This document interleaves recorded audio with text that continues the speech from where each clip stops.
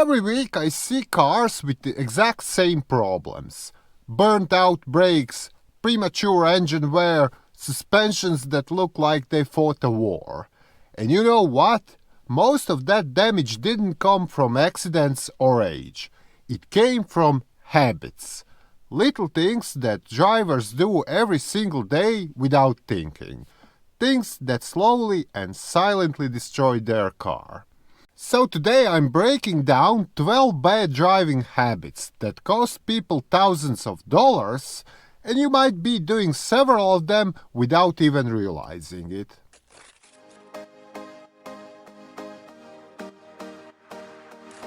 The first mistake many drivers make is flooring the throttle as soon as they start the car. The thing is, when you crank the engine, it takes some time until the oil circulates through the passages, up into the head and across the bearings. In addition, cold oil is thicker, slower, and it simply can't protect metal surfaces the way it should. So when someone fires up the car and immediately floors it, they're basically forcing dry metal parts to grind together under full load. And that takes years off the engine. To avoid this, leave the engine to idle for 10 or 20 seconds after you fire it up, and then drive gently for the first couple of minutes until it reaches the operating temperature. That's all it takes. In fact, we have a detailed video on cold starts where you can learn more about how to properly warm up the engine. Most modern cars have turbochargers, whose job is to up the power while keeping the fuel consumption and emissions down. Turbos spin faster than a dental drill, over 100,000 RPM, and operate in extreme heat. If you push a turbo hard before the oil warms up, you're starving it of lubrication when it needs it most, and that chews up turbo bearings. But the bigger killer is shutting the engine off right after heavy driving. The turbo stays red hot, and when oil stops circulating, it bakes inside the turbo housing, turning into sludge. So if you have a turbo car, drive it gently until it's fully warmed up, and give it 20 to 40 seconds of idle after a hard run. That tiny bit of patience makes a massive difference. Most drivers don't check tire pressure until the light comes on, and by then it's already too low. A tire that's even 5 psi underinflated runs hotter and flexes more. That heat destroys the structure from the inside. And low pressure doesn't just hurt the tire, it strains suspension components because the tire stops absorbing small impacts. Plus, your fuel economy drops. Not to mention that your car is less stable during harsh maneuvers, such as when swerving to avoid an obstacle on the road. So with that in mind, check tire pressure once a month and adjust it to the recommended pressure, which you can find on a sticker in a door jamb or in the owner's manual. This only takes a minute or two, but it can save a lot of money.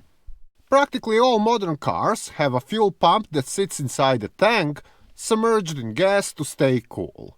When you constantly run near empty, the pump tends to overheat. And if there is any dirt sediment in the tank, mostly due to poor quality fuel, it gets sucked right into the pump or, even worse, it gets inside the injectors. Fuel pumps aren't cheap, they usually cost a couple of $100.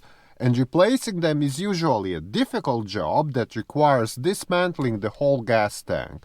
So filling up when that fuel gauge hits the quarter tank mark is a small habit that saves you a huge bill later. Driving aggressively where you constantly mash the throttle and brakes does real damage in the long run. Hard braking heats rotors unevenly, which can cause them to warp. Repeated stop and go wears pads down twice as fast. The transmission takes a beating from constant load changes, especially automatics and CVTs. And those hard accelerations dramatically increase the fuel consumption.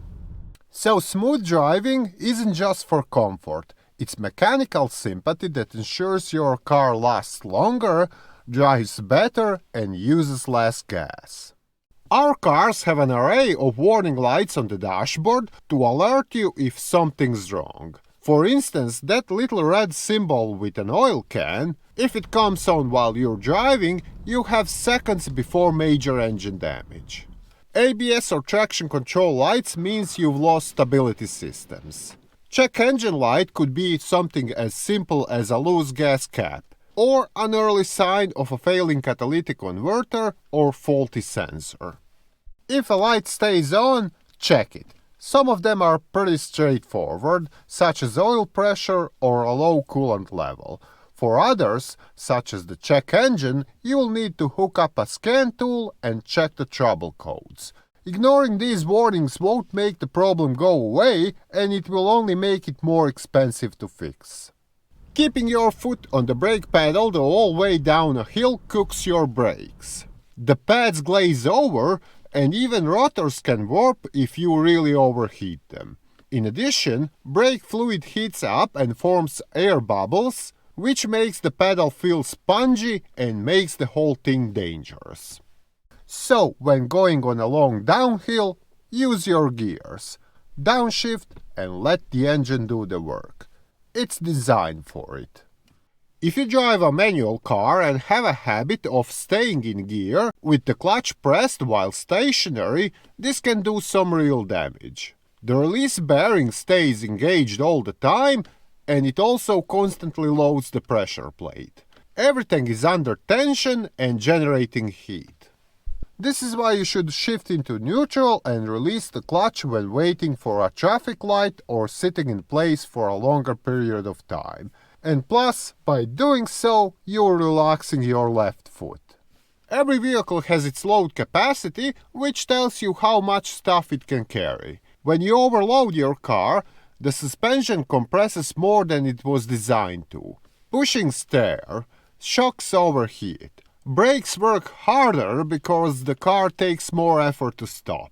Even transmissions run hotter from moving extra weight. Check the payload rating. It can be found on a sticker in the door jamb or in the owner's manual. A couple of hundred extra pounds can do real damage, especially over time.